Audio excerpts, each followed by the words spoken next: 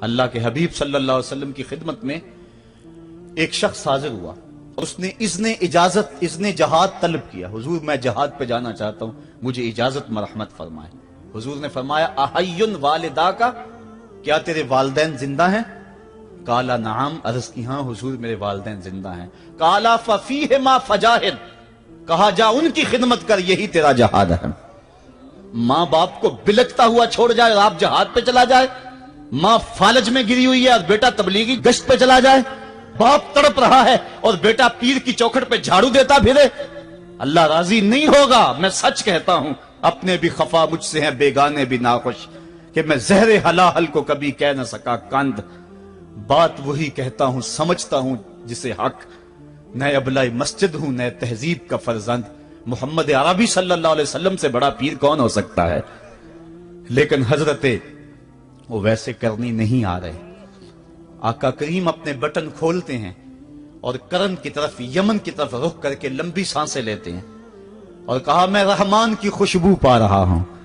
ایک دن صحابہ نے پوچھا بندہ نواز جس کے لیے تڑپتے ہو، جس کی ٹھنڈی ہوائیں آپ کو آ رہی ہیں، وہ آپ کا بڑا پیار کرنے والا ہے؟ کہا ہاں میرے سے بڑی محبت کرتا ہے۔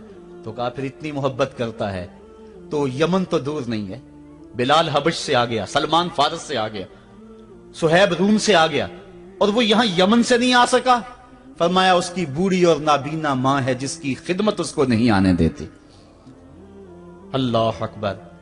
اب حضرت اویس کرنی نہیں آئے لیکن خیر التابعین کہلائے، آئے نہیں لیکن حضور ان کی یاد میں تڑپ رہے ہیں۔ اللہ، بلکہ حضور نے فرمایا کہ کوئی جائے اویس بن عامر کو ملے، اور جب ملے تو اس کو کہنا میری امت کی بخشش کی دعا کرے۔ جو ماں باپ کی خدمت کرتا ہے اس سے ثابت ہوا اس کی دعائیں قبول ہوتی ہیں۔ میں نے ایک روایت میں پڑھا ہے کہ جو آدمی روزانہ اپنے والدین کے لیے دعا کرے، والدین زندہ ہوں تب بھی، والدین فوت ہو گئے ہوں تب بھی، یہ عادت بنا لے، روزانہ ماں باپ کے لیے دعا کرے، ساری زندگی اس کے رزق میں بے برکتی نہیں آئے گی، اللہ اس کو رزق کی فراوانی عطا کر دے گا۔ اور جو والدین کے لیے دعا نہیں کرتا اللہ تعالیٰ کی رحمتوں سے محروم ہو جاتا ہے۔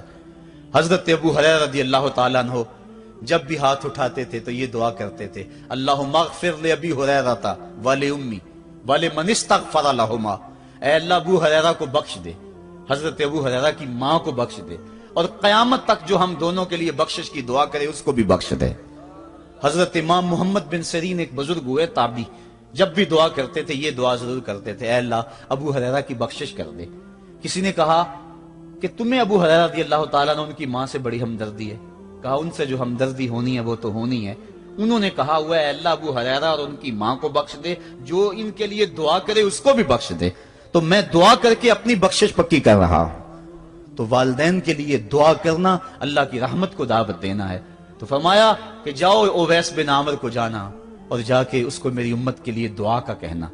حضرت سیدنا عمر فاروق حضرت علی المرتضیٰ گئے، جا کے ڈھونڈا، تلاش کیا، اویس بن عامر ملے، حضور کا سلام کہا، بس پھوٹ پھوٹ کے رونے لگے۔ کہا بتاؤ میرے رسول کے لبوں پہ میرا نام کیسے آیا تھا؟ حضور میرا جب تذکرہ کرتے تھے کیسے کرتے تھے؟ یہ درد دیکھا تو بولے کہ کیا آپ اتنی محبت رکھتے ہیں تو پھر ملنے کیوں نہیں آئے حضور کو؟ اتنا جو پیار رکھتے ہیں تو زیارت کرنے کیوں نہیں آئے؟ تو حضرت اویس کرنی نے بات کے رخ کو بدلا، کہا تم نے میرے رسول کو دیکھا؟ تم نے میرے رسول کی زیارت کی ہے؟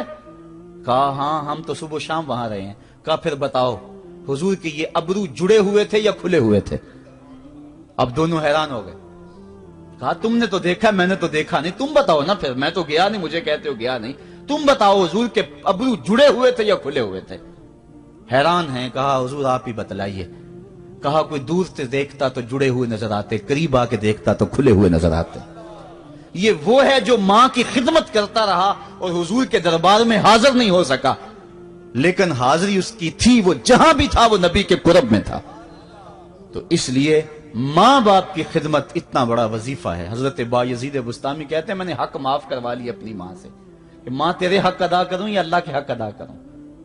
تو مجھے اپنے حق معاف کر دے، میں اللہ سے اپنے حق معاف کروا لیتا ہوں، اپنی اللہ کو راضی کر لیتا ہوں۔ جنگلوں میں گھومتے رہے، 12 سال بیت گئے، ایک دن دوبارہ آئے، بستام کی سمت سے گزرے، خیال آیا چلو ماں کو سلام کر جاؤں۔ तहज्जुद का वक्त था, रात का वक्त था, दरवाजे पे खड़े रह गए कि मेरी माँ सोई होगी, मैंने कभी कोई खिदमत नहीं की माँ की, तो अब उठा के तकलीफ क्यों दूं। सारी रात खड़े रहे। जब तहज्जुद का वक्त गुजरा तो नाली से पानी आया, समझ गए कि मेरी माँ तहज्जुद के लिए उठी है। दरवाजे के करीब हो गए तो माँ ने हाथ उठा लिए, कहा अल्लाह मेरा बेटा बा यजीद तेरी तलब में निकला हुआ है, मैंने उसे अपने हक माफ कर दिए, तू उसको अपना विसाल अता कर दे। हजरत बा यजीद दरवाजा खटखटाने लगे और मां के कदमों में लिपट गए और रो के कहने लगे, जिस रब को मैं जंगलों में तलाश करता हूं वो तो रब मेरी मां के पास है। तो मां की दुआओं में अल्लाह की रिजा है, मां राजी हो जाए तो समझ लो खुदा राजी है। अल्लाह ताला जल्ला शानहू ने इरशाद फरमाया, वक़दा रब्बुका अल्ला ताबुदू इल्ला इय्याहु, तेरे रब ने यह तय कर दिया है कि उसके अलावा किसी की पूजा नहीं करोगे। व बिल वालिदैन एहसाना, और वालिदैन के साथ उसने सलूक से पेश आओगे। इम्मा यबलुगन्ना इंदकल किबरा अहदुहुमा औ किलाहुमा फला तकुल लहुमा उफ़्फ़िन वला तनहरहुमा, अगर तेरे पास दो या दोनों में से एक बढ़ापे को पहुंच जाएं तो फिर उनके सामने तूने उफ भी नहीं कहनी और ना उनको झिड़कना है और उनसे नरम लहजे में बात करनी है। जब माँ बाप जवान हो, बच्चों की जरूरियात पूरी कर रहे हैं, उनके तालीमी अखराजात और उनके मुआशी सारे मामलात दुरुस्त कर रहे हो, तो उस वक्त तो वालिदैन की बच्चे ताजीम करते ही हैं। इम्तिहान उस वक्त शुरू होता है जब माँ बाप बूढ़े हो जाते हैं और चलने फिरने की सख्त भी नहीं रहती, सिर्फ सांस की एक डोरी लटकी रहती है। और जिस तरह बच्चा अपने बदन से मक्खी भी नहीं उड़ा सकता था, अब ये हालत माँ बाप पर आ गई और बच्चे की तरह मिजाज चिड़चिड़ा हो गया। जमाने के हालात बदल गए, लेकिन माँ की पुरानी, बाप की वो पुरानी रवश है। वो उसी अंदाज में, उसी डगर में बात करता है। ये आजमाइश के दिन है, ये इम्तिहान के दिन है। अब देखना है वालिदैन की इस वक्त ताजीम कौन करता है।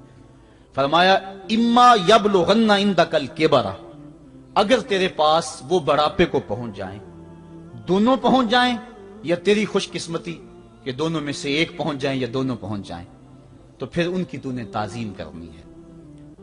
क्या, कैसे ताजीम करनी है? फला तकुल लहुमा उफ़्फ़िन, तूने उनको उफ भी नहीं कहना। हजरत इमाम फखरुद्दीन राजी के हवाले से मैं आज ही सुबह या गुज़श्ता शब उफ की तशरीहात देख रहा था। उन्होंने 12-13 अकवाल बयान किए हैं, लेकिन 2 कौल फरमाते हैं। उफ ये है कि इंसान के बदन के ऊपर जो शफाफ रहता हो, साफ रहता हो, मट्टी पड़ जाए, रेत का जर्रा पड़ जाए तो उसको फूंक मार के उसको हटाता है, तो वो फूंक से जो आवाज पैदा होती है उसको अरबी में उफ कहते हैं। तो फिर उफ हर उस चीज के लिए मनकूल हो गया जो नापसंदीदा है। एक तो कौल ये है कि वालिदैन के सामने इस एहतियात से रहो। दूसरी बात, आप फरमाते हैं उफ का मफहूम यह है कि जब माँ बाप बूढ़े हो जाएं तो बोलो बरास चारपाई पे निकल जाता है और इंसान उनको उठा के उनकी खिदमत करता है, सफाई करता है, कपड़े बदलता है। इंसान की तबीयत में जो फितरी नफासत है उसके तहत उसको माँ बाप से जो मकरूह और नापसंदीदा बू आती है उससे वो बचना चाहता है। वो नफरत माँ बाप से नहीं होती, वो नफरत उस बदबू से होती है जो माँ बाप के बदन से या चारपाई से या कपड़ों से उठ रही है।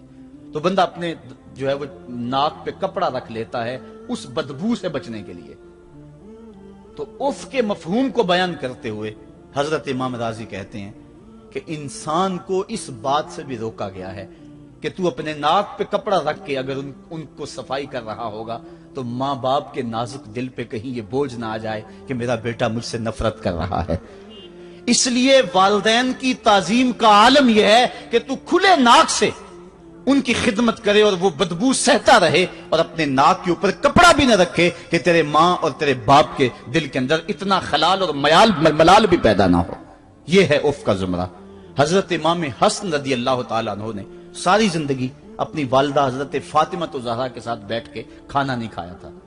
एक दिन हजरत सैयदा फातिमा ने फरमाया कि बेटा मेरा जी चाहता है कि मेरे साथ तुम बैठ के खाना खाओ, लेकिन तुमने कभी भी मेरे साथ बैठ के खाना नहीं खाया, क्या वजह है इसकी? तो हजरत इमाम हसन फरमाने लगे, अर्ज करने लगे, अम्मी मैं इस डर से आपके पास बैठ के खाना नहीं खाता कि कहीं किसी लुकमे की तरफ आपकी नजर बढ़ जाए और मैं अदमे आगही की वजह से अपने हाथ को उस लुकमे के पे डाल लूं।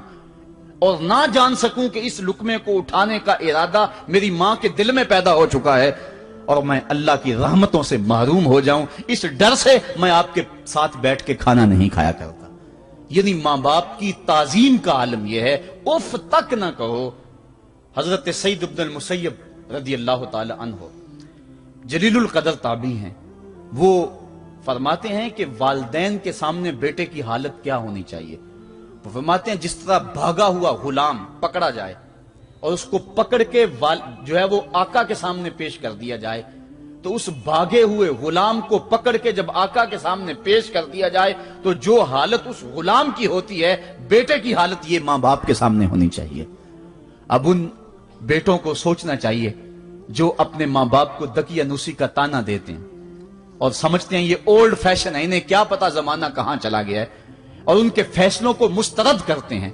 उलमा ने इस बात को तफसील के साथ बयान किया है कि शरीयत के जो कतई ज़ाब्ते हैं, उन ज़ाब्तों और उन कवानीन को और उन मामलात में तो वालिदैन की फर्माबरदारी नहीं होगी अल्लाह की अगर मासियत होती हो, लेकिन जो मामले शक वाले हैं वहां मां बाप के कौल को तरजीह दी जाए। तो फरमाया उनके सामने उफ भी नहीं कहनी, वकुल्लहुमा कौलन करीमा, और उनसे नरम लहजे में बात करनी है। वख्फिद लहुमा जनाह ज़ुल्ल मिनर रहमा, और उनसे बात और उनके लिए अपने बाजू बिछा लेने हैं नरम दिली की वजह से, नरमी की वजह से। जब जानवर जमीन की तरफ रुख करता है, ऊपर से नीचे की तरफ आता है तो अपने परों को सकेड़ लेता है, तो उसके लिए ये लफ्ज बोले जाते हैं वख्फिज लहुमा जनाह